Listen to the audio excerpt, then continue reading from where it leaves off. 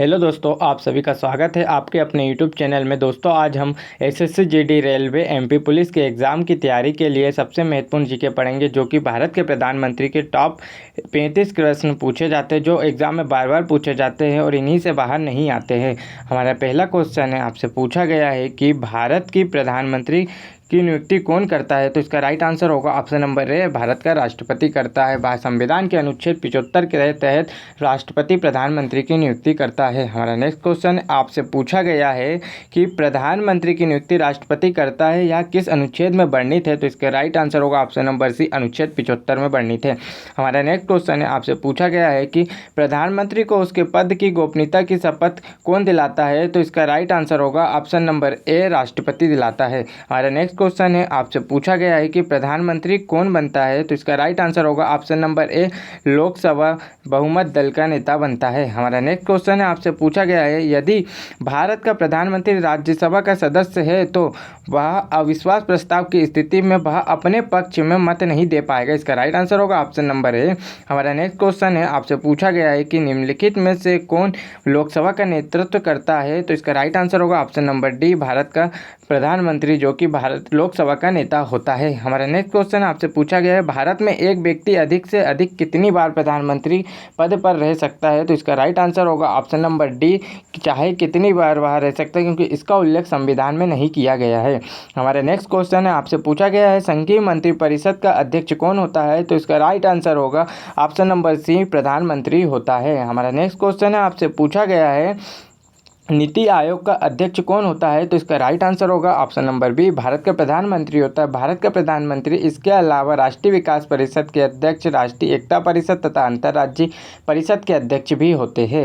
हमारा next question है, आपसे पूछा गया है कि आमतौर पर भारत के प्रधानमंत्री होते हैं। तो इसका राइट आंसर होगा ऑप्शन नंबर बी, लोकसभा का सदस्य होते हैं। हमारा नेक्स्ट क्वेश्चन है, चलिए इसके बाद प्रधानमंत्री के नाम जो प्रधानमंत्री बनते समय राज्यसभा के सदस्य थे, तो इसकी एक ट्रिक है, इंद्रदेव गुम हो गए, तो इसका इससे बनेगा, इंद्र से बनेगा इंदिरा गांधी, देव से बनेगा एच.डी. देवगौड़ा, गु से बनेगा आई.के. गुजराल और माँ से बनेगा डॉक्टर मनमोहन सिंह। चलिए आगे हमारे प्रश्न की ओर बढ़ते हैं। तो हमारा नेक्स्ट क्वेश्चन है, आपसे पूछा गया है संघीय मंत्रिमंडल की बैठक की अध्यक्षता कौन करता है? तो इसका राइट आंसर होगा ऑप्शन नंबर सी, प्रधानमंत्री करते हैं। हमारा नेक्स्ट क्वेश्चन है, जो कि आपसे पूछा गया है कि भारत के प्रधानमंत्री पद के लिए उम्मीदवार की कम से कम कितनी उम्र होनी चाहिए? तो इसका राइट आंसर होगा ऑप्शन नंबर ए, 25 वर्ष होनी चाहिए। और राज्यसभा के लिए 30 वर्ष होना चाहिए तथा राष्ट्रपति बनने के लिए 35 वर्ष न्यूनतम आयु होना चाहिए। इसका राइट आंसर होगा ऑप्शन नंबर ए, 25 वर्ष होनी चाहिए। हमारा नेक्स्ट क्वेश्चन है कि आपसे पूछा है भारत के प्रधानमंत्री का पद है, तो इसका राइट आंसर होगा ऑप्शन नंबर डी, संविधान द्वारा सृजित अर्थात संविधान द्वारा बनाया गया है। हमारा नेक्स्ट क्वेश्चन है, आपसे पूछा है संसदीय शासन प्रणाली में वास्तविक कार्यपालिका शक्ति किसके पास होती है? तो इसका राइट आंसर होगा ऑप्शन नंबर सी, प्रधानमंत्री के पास होती है। हमारा नेक्स्ट क्वेश्चन है संसदीय शासन प्रणाली सर्वप्रथम किस देश में विकसित हुई? तो इसका राइट आंसर होगा ऑप्शन नंबर ए, ब्रिटेन में विकसित हुई थी। हमारा नेक्स्ट क्वेश्चन है, आपसे पूछा है कि भारत के प्रथम प्रधानमंत्री कौन थे? तो इसका राइट आंसर होगा ऑप्शन नंबर ए, पंडित जवाहरलाल नेहरू थे। और सेकेंड नंबर के जो राष्ट्रपति थे वो लाल बहादुर शास्त्री थे तथा सरदार वल्लभ भाई पटेल भारत के प्रथम उप प्रधानमंत्री थे और राजेंद्र प्रसाद जो कि पहले राष्ट्रपति थे। हमारा नेक्स्ट क्वेश्चन है, आपसे पूछा है कि भारत के प्रथम उप प्रधानमंत्री कौन थे? तो इसका राइट आंसर होगा option number D, Sardar Vallabh भाई पटेल थे। हमारा नेक्स्ट क्वेश्चन है, आपसे पूछा है कि भारत की प्रथम महिला प्रधानमंत्री कौन थी? तो इसका राइट आंसर होगा option number D, Indira Gandhi थी। हमारा नेक्स्ट क्वेश्चन है, जो कि आपसे पूछा है कि प्रधानमंत्रियों में सबसे बड़ा कार्यकाल किसका था? तो इसका राइट आंसर होगा option number C, Jawaharlal Nehru का था। हमारा नेक्स्ट क्वेश्चन है मंत्री पद पर किसी एक कार्यकाल के लिए सबसे कम समय के लिए कौन आसीन रहा? तो इसका राइट आंसर होगा option number D, Atal Bihari Vajpayee, जो कि इनका कार्यकाल सबसे छोटा रहा, मात्र 13 दिनों का था।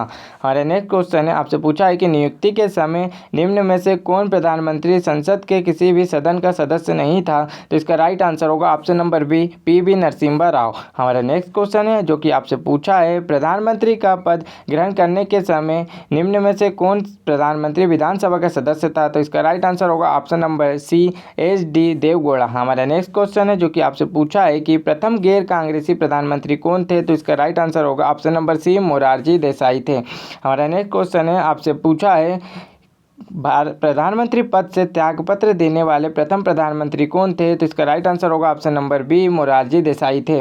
और हमारा नेक्स्ट क्वेश्चन है, आपसे पूछा है कि निम्नलिखित में से कौन सबसे अधिक उम्र में प्रधानमंत्री बने? तो इसका राइट आंसर होगा ऑप्शन नंबर ए, मोरारजी देसाई बने थे।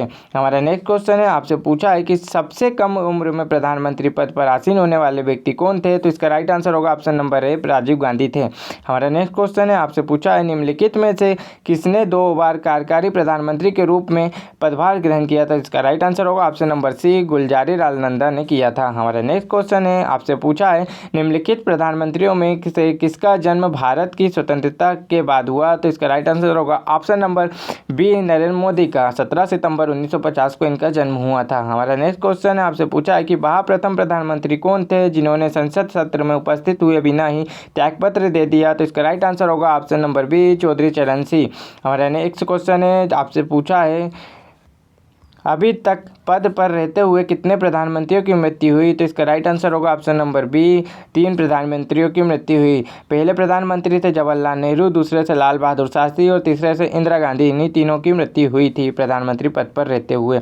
हमारा नेक्स्ट क्वेश्चन है, अविश्वास प्रस्ताव के द्वारा हटाए जाने वाले प्रथम प्रधानमंत्री थे? तो इसका राइट आंसर होगा ऑप्शन नंबर ए, बीपी सिंह। हमारा नेक्स्ट क्वेश्चन है जो कि आपसे पूछा है कि निम्नलिखित में से भारत के कौन से प्रधानमंत्री अविश्वास मत में पराजित हुए? तो इसका राइट आंसर होगा ऑप्शन नंबर बी, 2, 3 और 4, विश्वनाथ प्रताप सिंह, एच.डी. देवगौड़ा तथा अटल बिहारी वाजपेयी। इन तीनों जनों को भी अविश्वास मत से पराजित हुए थे। हमारा नेक्स्ट क्वेश्चन है, आपसे पूछा है कि पहला अविश्वास प्रस्ताव किसके खिलाफ लाया गया था? तो इसका राइट आंसर होगा ऑप्शन नंबर सी, पंडित जवाहरलाल नेहरू के खिलाफ लाया गया था। हमारा नेक्स्ट क्वेश्चन है, निम्नलिखित में से किस प्रधानमंत्री की मृत्यु भारत से बाहर हुई थी? तो इसका राइट आंसर होगा option number B, Lal Bahadur Shastri की मृत्यु हुई थी। हमारा नेक्स्ट क्वेश्चन है, आपसे पूछा गया है कि जवाहरलाल नेहरू के निधन के पश्चात किसने प्रधानमंत्री पद ग्रहण किया?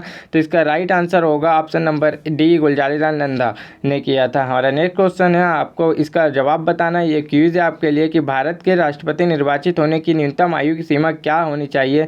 आपको इसका आंसर कमेंट बॉक्स में लिख के बताना है।